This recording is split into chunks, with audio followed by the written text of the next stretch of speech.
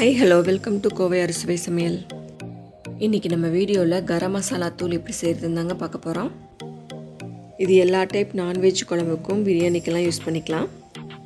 இந்த வீடியோவை நீங்கள் இப்போ தான் ஃபஸ்ட் டைம் பார்க்குறீங்கன்னா கோவை அறுசுவை சமையலை சப்ஸ்கிரைப் பண்ணிக்கோங்க. பக்கத்தில் இருக்கிற பெல் ஐக்கானையும் மறக்காமல் ப்ரெஸ் பண்ணிக்கோங்க. அப்போ தான் நான் போடுற புது புது வீடியோஸோட நோட்டிஃபிகேஷன் உங்கள் மொபைலுக்கு ரிசீவ் ஆகும். வாங்க இந்த ஹோம்மேட் கரம் மசாலா எப்படி செய்கிறதுன்னு பார்க்கலாம்.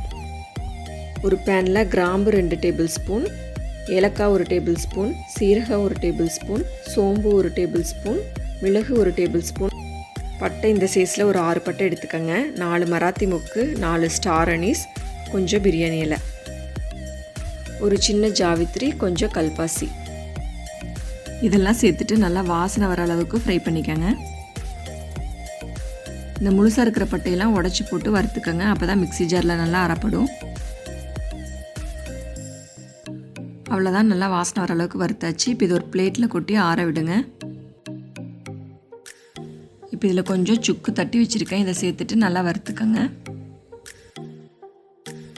இப்போ இந்த வறுத்த சுக்கையும் இது கூட சேர்த்துக்கோங்க. இப்போ அதே பேனில் மல்லி ஒரு 4 டேபிள் ஸ்பூன் சேர்த்து நல்லா வறுத்துக்கோங்க. நல்லா வாசனை வர அளவுக்கு வறுத்துக்கோங்க. அவ்வளோதான், மல்லி நல்லா வாசனை வர அளவுக்கு வறுத்தாச்சு. இப்போ இந்த மல்லியையும் இந்த பிளேட்டில் சேர்த்துக்கோங்க. இது எல்லாத்தையும் சேர்த்து நல்லா ஆற விடுங்க. அதுக்கப்புறமா மிக்ஸி ஜாரில் அரைச்சிக்கலாம்.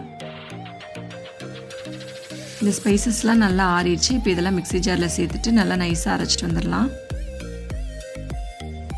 அவ்வளோதாங்க, நல்லா நைஸாக அரைச்சாச்சு. அருமையான ஹோம்மேட் கரம் மசாலா வீட்லேயே சூப்பராக ரெடி ஆகிடுச்சு. பாருங்கள், இந்த மாதிரி நல்லா நைஸாக அரைச்சிக்கோங்க. இப்போ அரைச்ச கரம் மசாலாவை இந்த மாதிரி ஒரு பிளேட்டில் போட்டு ஆற விடுங்க. நல்லா ஆறினதுக்கப்புறமா ஒரு ஏர்டைட் கண்டெய்னரில் ஸ்டோர் பண்ணி வச்சிட்டிங்கன்னா இது ஒரு 3 மாதம் வரைக்கும் வரும்.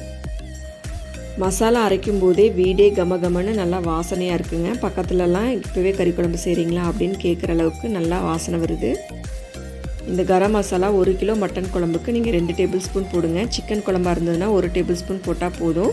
மட்டன் குழம்புக்கு நம்ம நிறையா போட்டால் தான் மட்டன் நல்லாயிருக்கும். ஆனால் சிக்கன் குழம்புக்கு இவ்வளோ ஸ்பைசஸ் தேவையில்லைங்க, அதனால் 1 ஸ்பூனே போதும். நீங்கள் இது பிரியாணி செய்யும்போதும் கூட இந்த garam masala 1 table spoon add பண்ணிக்கோங்க, ரொம்ப நல்லாயிருக்கும்.